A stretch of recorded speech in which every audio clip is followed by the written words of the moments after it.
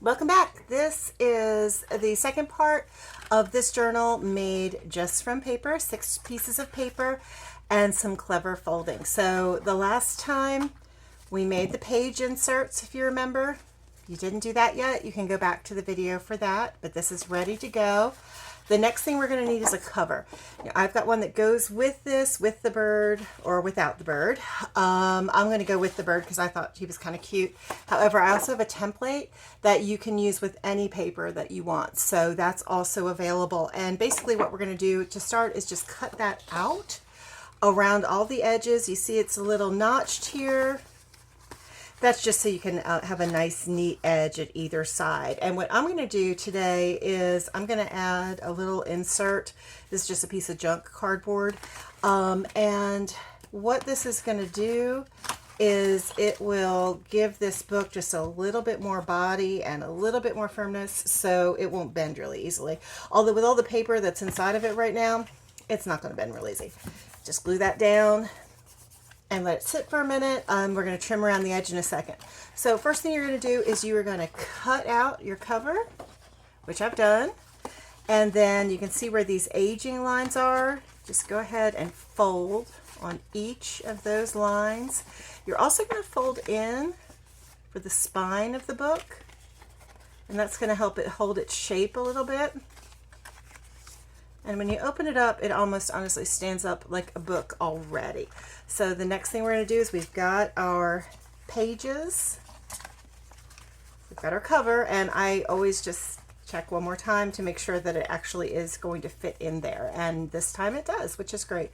Occasionally, your points, if you were folding kind of aggressively, might be sticking out a little bit. I think that's okay. This is also the time to add a ribbon or anything like that. If you wanted something to come out, belly band or ribbon, underneath any of these pages into the spine, this is the time to do that. So next thing we're going to do is I've just gone ahead and glued this into place. This does not have to be tidy. You're not going to see the cardboard, and it's just the type of cardboard that a cereal box is made out of.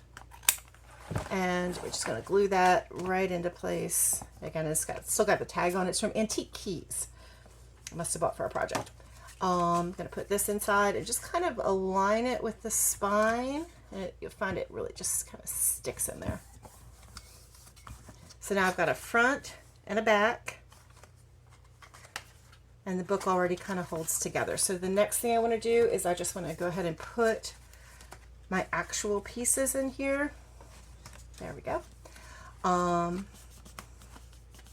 can actually go ahead and fold up the bottom, fold down the top, and glue those in place.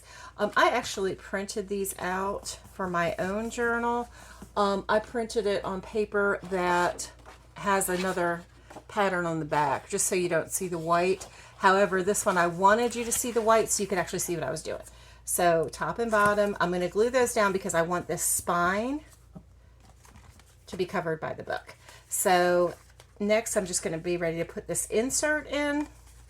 We've got two sides. There's the side without those folds, and then there's the side that I want, which is the side with the folds.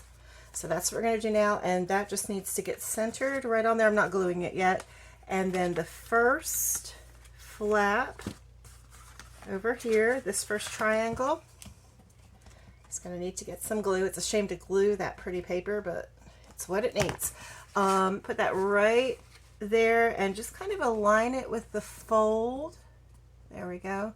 As best you can. You can even check, fold it up to check. And then once you're sure, go ahead and clip it into place. Got more clips here. Go ahead and clip it into place and then just let that sit. We'll do the other side the same way, and just happens to have, you don't have to have the same paper at each end. I just happen to have it. Again, we're going to go ahead and glue that.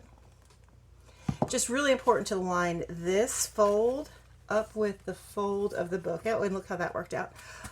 Right there on the fold. That way when we close the book, it actually is going to fold like a regular book does, with that book right back there in the spine. So I've glued that in place, and just make sure that that's down there. And then the last step right now is going to be to run a little bit of glue down either side. Okay.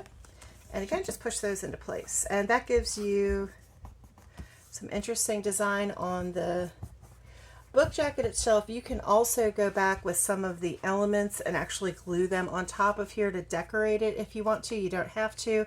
And then of course your book falls open in the middle.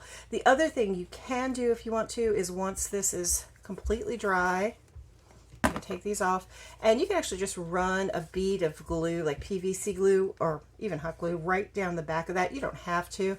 It's pretty much going to be kept in shape by the shape of the book, and some people actually do like to display them out and fanned out. If you don't want to though, go ahead and just glue right down the middle of that spine once this is done. And there you have it. This is the journal made from 6 pieces of paper, cleverly folded and printed out, ready to go.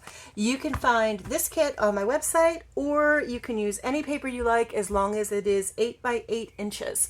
It'll fold up to make this size, and you can find the free templates for the cover also on my site, so you can just download that. Thanks for watching. Have fun.